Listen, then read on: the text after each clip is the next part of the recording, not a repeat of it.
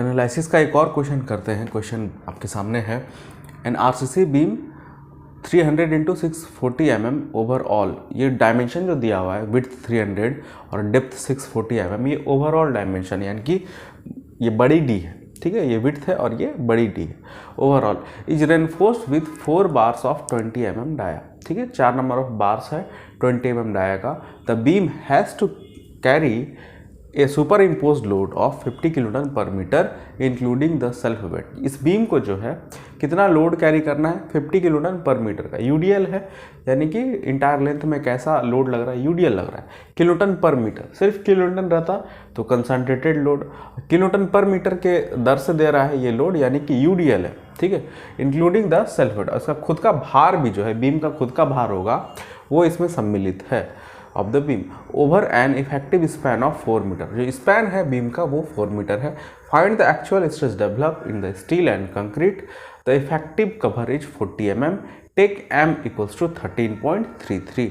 अब देखिए ये एनालिसिस वाला क्वेश्चन तो है, लेकिन एनालिसिस में भी अलग टाइप का एनालिसिस है, क्योंकि ग्रेड ऑफ कंक्रीट यहाँ पे नहीं दे रखा है। एक तरह से लोड दिया है, इस लोड और स्पैन दिया है, तो लोड और स्पैन के कॉरस्पॉन्डिंग हम लोग मोमेंट ऑफ रेजिस्टेंस निकाल लेंगे कि कितना मोमेंट कैरी कराना है इस बीम को, यानी WL²/8। सिंपली सपोर्टेड बीम है और यूडीएल आ रहा है तो WL²/8 एक मोमेंट हम लोग निकालें, ठीक है। और डायमेंशन B बड़ी डी और वहाँ पे कवर दिया हुआ इफेक्टिव कवर 40 mm का, तो 40 mm माइनस करेंगे तो स्मॉल डी कितना हो गया 600 mm। विड्थ तो है ही 300 mm, ठीक है। और ग्रेड ऑफ कंक्रीट या स्टील नहीं दे रखा है, लेकिन मॉडुलर रेशियो जो है m का वैल्यू 13.33 दे रखा है, ठीक है। यानी कि आप इस क्वेश्चन को एनालिसिस वाला क्वेश्चन कह सकते हैं, लेकिन इसमें अलग तरह का एनालिसिस करना है, क्योंकि आपको यहाँ पे ये नहीं बता पाएंगे आप कि ये सेक्शन जो है अंडर है कि ओवर है कि बैलेंस्ड है, क्योंकि इसमें ग्रेड ऑफ कंक्रीट जो एक बड़ा पैरामीटर है, ठीक है, किसी भी सेक्शन को परिभाषित करने के लिए कि वो अंडर है कि ओवर है कि बैलेंस्ड सेक्शन है। ग्रेड ऑफ कंक्रीट और ग्रेड ऑफ स्टील वो नहीं दे रखा है, ठीक है।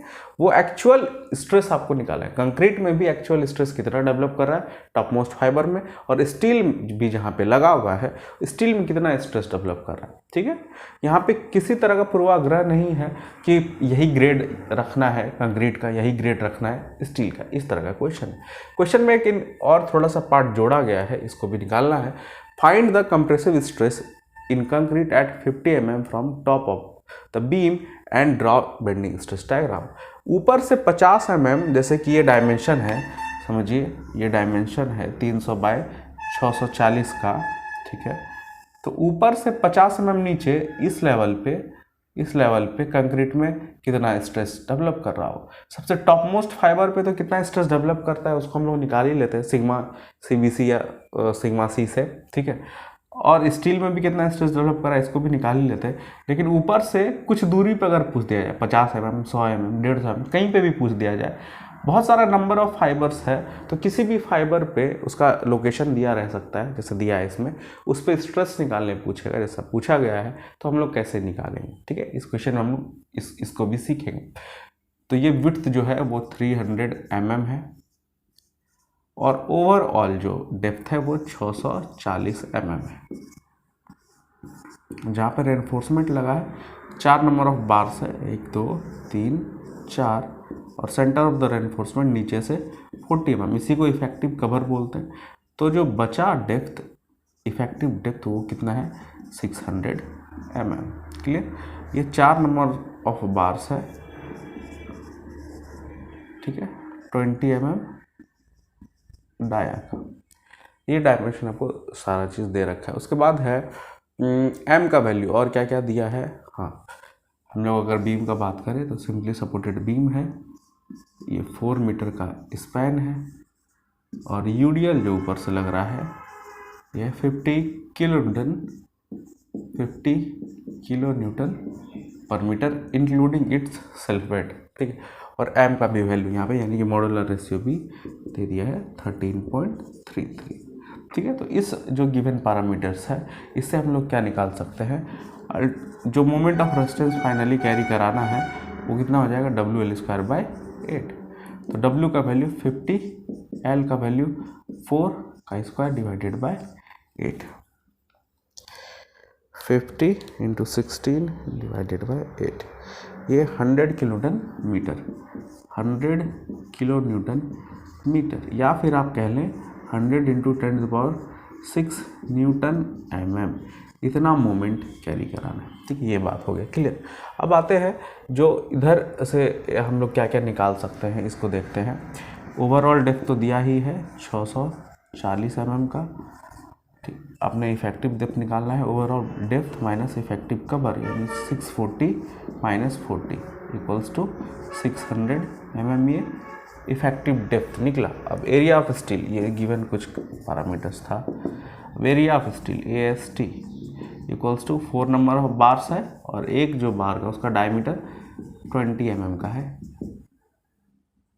तो कैलकुलेट करते हैं कितना आता है, पाई इंटू 20 का स्क्वायर, 4 से 4 कैंसिल हो गया, ये आता है 1256.64 mm स्क्वायर। ठीक है, इस तरह से हम लोगों ने MUR और AST वगैरह जो भी है ये निकाल के रख लिया। ठीक है, अब आते हैं कि कंक्रीट में भी टॉप मोस्ट फाइबर पे यहाँ पे कितना स्ट्रेस डेवलप करा, इसको निकालना है। सबसे पहला, इस क्वेश्चन का भी बात नहीं करें जो एक्स्ट्रा वाला पार्ट था, यहाँ पे कितना स्ट्रेस डेवलप करा है कंक्रीट में, और यहाँ पे कितना स्ट्रेस डेवलप कर रहा है स्टील में। ठीक है, इसको निकालना है। तो इसको हम लोग कैसे निकालते थे, फॉर्मूला मेरे पास क्या था, एक बार कंक्रीट का फॉर्मूला लगाएंगे, एक बार स्टील वाला फॉर्मूला लगाएंगे, और दोनों फॉर्मूला में कहीं ना कहीं जैसे कंक्रीट वाला फॉर्मूला लगाते थे उसमें सिग्मा CBC आता था, स्टील वाला फॉर्मूला लगाते थे तो उसमें सिग्मा ST आता है। ठीक है, तो उस वैल्यू को निकालना है। ठीक, यहाँ पे सिग्मा CBC नहीं बोलेंगे क्योंकि एक्चुअल स्ट्रेस पूछा जा रहा है, कोई ग्रेड फिक्स नहीं है। तो CBC जो टर्म है वो किसके लिए है, अगर कोई ग्रेड फिक्स्ड हो तो उसका परमिजिबल स्ट्रेस उतना परमिट कर सकते हैं। यहाँ पे परमिट क्या करेंगे इसका बात ही अभी चर्चा ही नहीं हो रहा है, एक्चुअली क्या स्ट्रेस डेवलप कर रहा है उसको निकालना है। तो सिग्मा CBC की जगह सिग्मा C यानी स्ट्रेस इन कंक्रीट, बस हम उस टर्म को यूज करेंगे। ठीक है, तो MOR moment of resistance concrete वाले फॉर्मूला से पहले आए 1/2 इंटू सिग्मा C, CBC यहाँ टर्म यूज नहीं कर रहा हूँ। ठीक है, into B into NA into D minus NA/3। अब देखिए यहाँ पे एक बात और पता चला कि NA भी हम लोग को निकाल के रख लेना था। तो NA कैसे निकलेगा इसको देखते हैं। NA सेम जो फॉर्मूला पहले लगाते थे, B into NA square divided by 2 equals to M into AST into D minus NA। ठीक है, to find actual neutral axis, ये टर्म हम लोग यूज़ करते हैं। ठीक है, एरिया का मोमेंट लेके B का वैल्यू 300 इंटू NA तो निकालना ही है, M का वैल्यू 13.33, AST हम लोग को यहाँ पे अभी निकाले, AST 1256.64 into D 600 minus NA आपको निकालना है। ठीक है, इसको हम लोग फर्दर सिंप्लीफाई करें तो 150 NA का स्क्वायर इक्वल्स टू 13.33 इंटू 1256.64, ये कितना आता है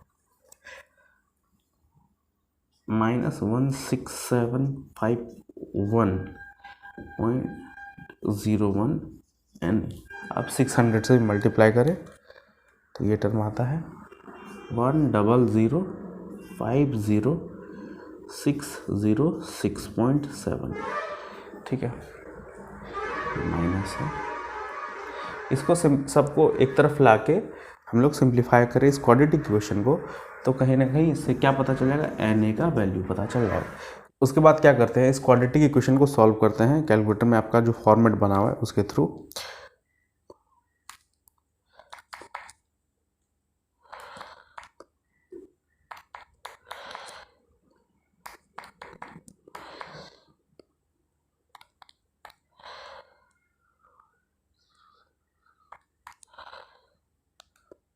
तो NA का जो वैल्यू आता है वो आता है 208.97 mm। ठीक है, ये NA का वैल्यू आता है। अब इस NA के वैल्यू को यहाँ पे रखते हैं। MOR यहाँ पे पहले से निकाल चुके हैं 100 इंटू 10⁻6 न्यूटन mm, उधर भी सब जो टर्म होगा वो न्यूटन mm में ही, न्यूटन mm स्क्वायर में, न्यूटन पर mm स्क्वायर mm में, ये भी mm में, ये भी mm में, उसी टर्म में रहेगा। ठीक है, 1/2 सिग्मा सी निकालना है, फाइंड आउट करना है। b का वैल्यू 300, na का वैल्यू 208.97। ठीक है,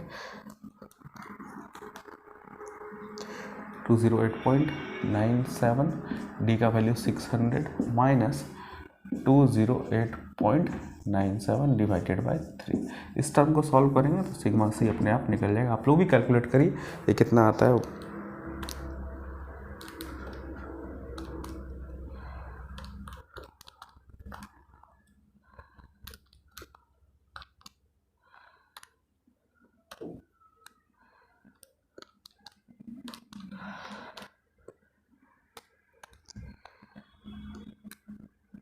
सिग्मा सी का जो वैल्यू आता है वो आता है 6.01 न्यूटन पर mm स्क्वायर। ठीक है, ये एक टर्म निकल गया। अब उसके बाद है उसी तरह से सिग्मा एस टी हम लोग निकालेंगे। सिग्मा एस टी के लिए सिमिलरली एम ओ आर को एक बार, जैसे कि एम ओ आर को हम लोग एक बार क्या किए, force of compression into lever arm किए। Similarly for find out sigma S T, equate M O R equals to force of tension into lever arm. M O R same रह जाएगा 100 into 10⁻6 force of tension, sigma S T into A S T, lever arm same d minus N A by 3। इसको simplify करते हैं। Sigma S T तो आपको निकालना है, ए S T 1256.64, 1256.64 into D का वैल्यू 600 माइनस एन ए जो है वो 208.97 डिवाइडेड बाय 3। इधर है 100 इंटू 10⁻6, इससे सिग्मा एस टी आपको निकल जाएगा।